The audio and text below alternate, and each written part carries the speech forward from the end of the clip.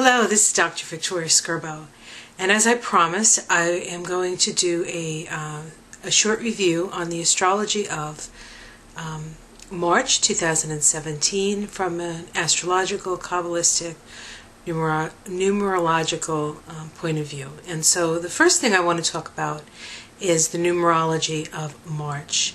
March is the third month, as we all know, and we are in a 10-1 universal vibration, and so you add the 10 to the 3 and we get the 13 vibration. Now the 13 vibration reduces down to a 4, and so if we look at the number 4, we look at a number of issues. 4 is the number of the builder, and so people who have 4s in their numerology chart tend to come to the planet to build foundations, to build businesses, to build structure. A lot of archetypts are 4s, and so 4 is the number of the square.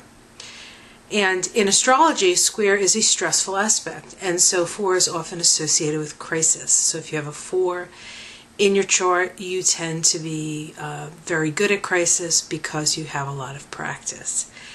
Now, does that mean that we will have crisis in March? Yes, it does mean that. And so we're no stranger to crisis, as it were. And so we look at that number. But within that crisis is the opportunity to create and build the foundational structures for us to move forward in 2017. So it is an important building time. Now, if we just look at the base number, the 4, we get that information. But if we look at the 13, 13 is a very mystical number. There are 13 lunations in a year. 13 is considered an unlucky number, but in fact, a point of fact, it's not. It is the number associated with the card, the death card in the tarot. And so let me just get my tarot. I'll be right back. Hi. Okay, so this is the tarot card associated with the 13. Okay, and I'm bring it a little bit closer in to the camera here. Okay, and this card is actually one of my favorite in the deck. And that sounds kind of strange. I love it because of its symbology and the lessons that it teaches us. And here we have a death, the specter of death, riding a white horse with a flag that is black and white with a white rose on it. And at the horse's feet we have a king that has fallen. We have a holy man that is praying to death to spare him. We have a young woman who has accepted her death but refuses to look at death in the face.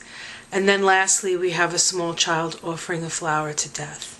And it really is how we respond to change. Not necessarily death, although death is certainly a change from physical to non-physical existence, just as birth is a change from non-physical existence to physical existence. It's just a transition, and really not something to be feared. Really, the fear of death is the fear of the unknown, and we will have that this month, the fear of the unknown. And so the child in this picture shows us the best way to accept change, and that is to give it a flower. Really. And so in March we will be required to let go of something,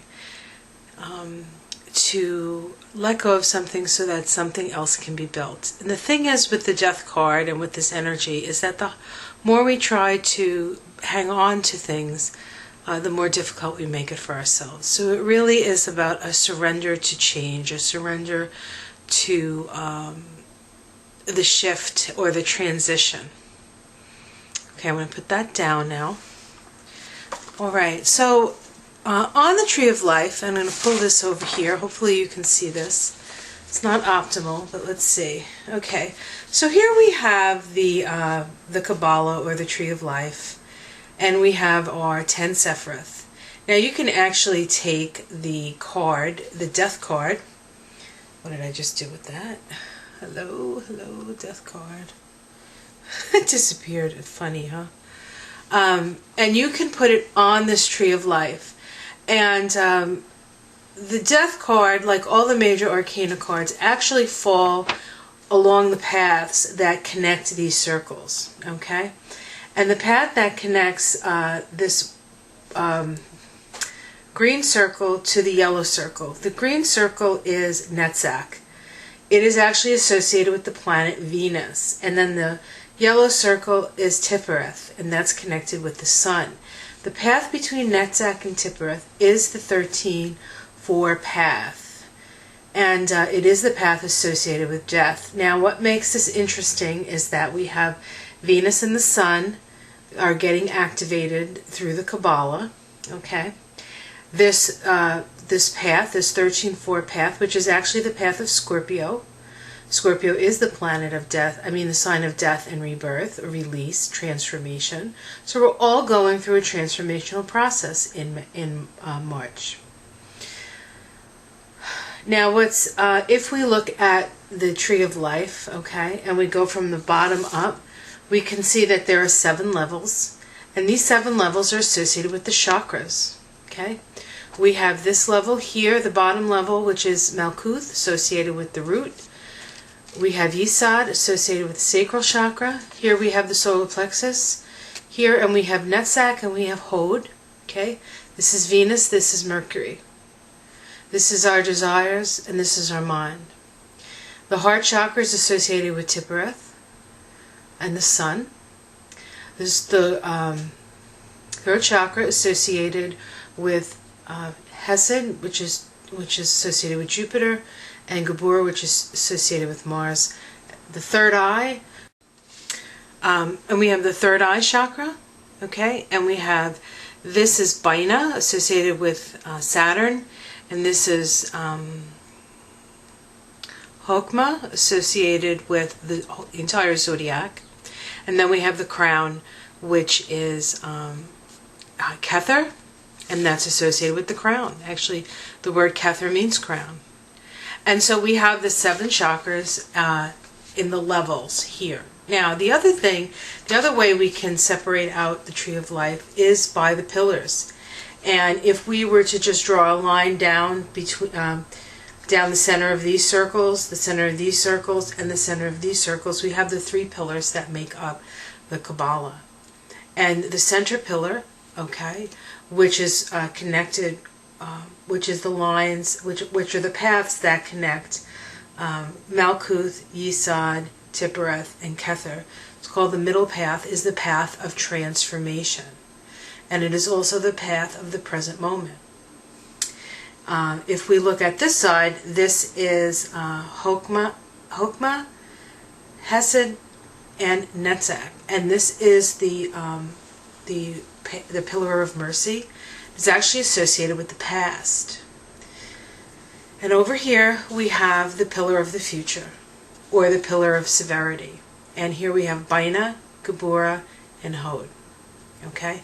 Now, if we look back to this path that is being activated, which is right here, between the green circle and the yellow circle, we have a connection between the past and the present moment. And remember that this path is really about letting go and releasing. So what do we need to let go of from the past so that we can be within our power of the present moment? Now, Venus is our desire nature. This circle, or this Sephiroth, Netzach, is associated with our lower desire nature. It's associated with Mother Nature and the forces of Mother Nature. And so when this circle or the Sephiroth gets activated, we can have a lot of weather events. So we may see that going on in March as well. But this is our lower desire nature. And this path is the desire to aspire.